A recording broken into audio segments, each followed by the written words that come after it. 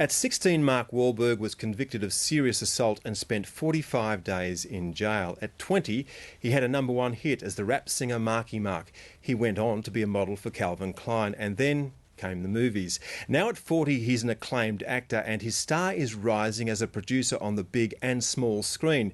He made a flying visit to Australia to promote his latest movie, Contraband, and I spoke to him in Sydney. Hi guys, how are you? Hello.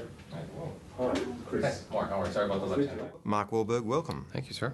The character that you play, Chris Faraday, is a reformed criminal smuggler. Do you think sometimes, or did you think during this film, that with a few different choices in your own life, your life could have been very much like his?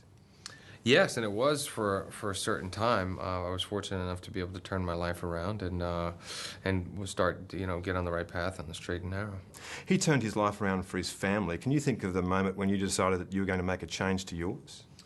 The second I held my daughter for the first time, I knew I had to make a lot of changes to better myself and to become a real man. There's nothing else to do, okay? I hate to tell you, but they don't get the money from him, they're coming after us. So what else do you want me to do? You know what I don't want to do? Visit you in jail, like we're visiting your dad, and I'm raising those kids on my own. Also, it's my... I don't want to fight with you about this, okay? I know what I'm doing, all right? You just trust me. You've had many careers since then. You've been a rapper, you've been a model, you're an actor, now you're a producer. So it's been an extraordinary career since you decided to turn your life around.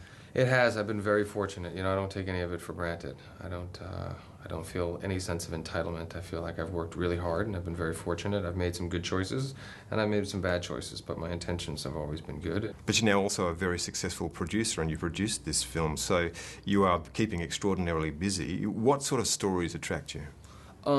Anything that is grounded in reality and at the core of it is an emotional center. And there's a purpose behind it. But I also like entertainment too. I try to, as an actor and as a producer, I try to mix it up as much as possible. I don't want to be pigeonholed into one kind of category and told that that's what you can do and you can't do anything else. You're working on the big screen and on the small screen now. Are there very big differences between the two? There's a lot more creativity going on in television right now, especially in drama.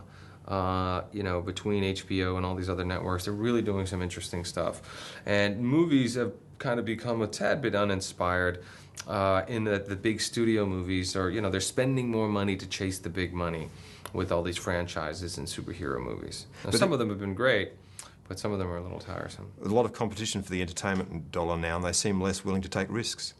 Yeah, and you know what? The thing is, we found out a way to make movies for a lot less money, to really trim the fat, to get people to take less money up front and, have a little more skin in the game and, reap the rewards if the film's successful in the profit participation. So, for instance, Fighter was going to be a $70 million movie. Below the line, we made it for $11 million. And Contraband could have easily been a $50, $60 million movie, and we made it for $25. Talking about the work that you're doing on television, and you started really with Entourage, didn't you, as a producer? And that was, again, a reflection of part of your own life's experience about what it was like when you got to Los Angeles with a group of friends and were making your way. Well, you always looked at what were people outside of Hollywood interested in, and there was such a huge fascination with celebrity and what goes on with celebrities. And if you look at, whether it be reality TV or the tabloid magazines and the paparazzi and all this stuff. So we thought, what an interesting way to kind of show people all the real goings-on in Hollywood. Great mother of God. What happened? You broke it. That's not my hat, is it, bro? You talked in Entourage about the fact that it told the tale of what it's like to lead a celebrity life in this day and age. Is it a suffocating life in some ways too? Because we see it from the media side, and I'm thinking the paparazzi side. Yeah, it can be, but I think it's also in how you choose to live your life and who you choose to live your life with. I'm not married to an actress, so the paparazzi doesn't bother me all that much. What's the biggest risk you think you've taken in your career? After being in prison, incarcerated, it's not that big of a risk. If you succeed, great. You try to work as hard as you possibly can. You do the best that you can to succeed. But failure in this business, it's inevitable to a certain extent. And, it could be a lot worse. I feel very fortunate, very blessed. If it all went away tomorrow, I would have had a great run. I just work really hard to try to maintain it.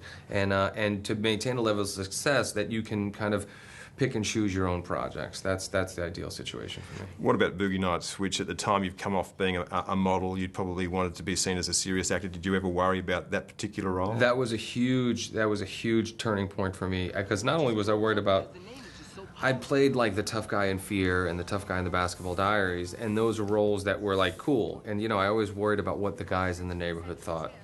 And but that was the time when I said, you know what, I can't worry about what they think anymore. If I'm going to be an actor, what better way to show my ability than to play a guy who's vulnerable and innocent and naive and the complete opposite from what people had seen in the past. Look, I have to ask this question. What happened to the prosthesis we saw at the end of Boogie Nights? It's one of the only props that I've ever kept from the movie, and I still have it in my house locked in my safe. Does it keep you humble? Yes, it will keep anybody humble.